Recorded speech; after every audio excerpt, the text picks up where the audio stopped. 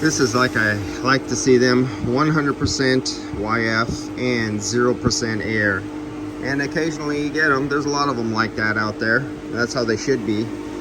This one's 7 years old. It's a 2015. I'm recovering the refrigerant right now. And I had somebody, a little bit of a dispute. Somebody's, one of my posts talking about the air.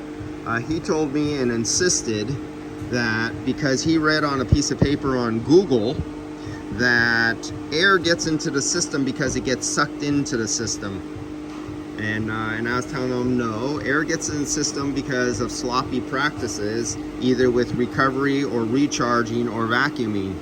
And there's a few rare instances, especially on older vehicles, that did not have any kind of cutoff switch or did allow systems to go into a vacuum on the suction line, and if they had a leak on them, that was a rare instance.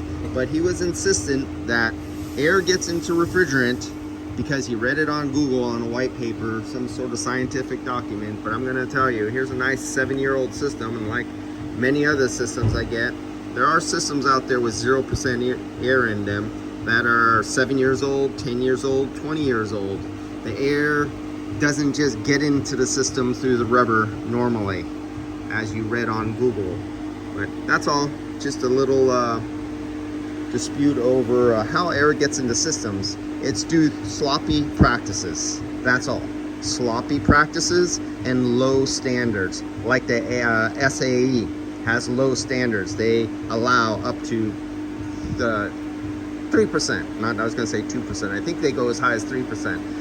Air is allowed, and that's sloppy standards, sloppy practices. Other than that, it should always be 0.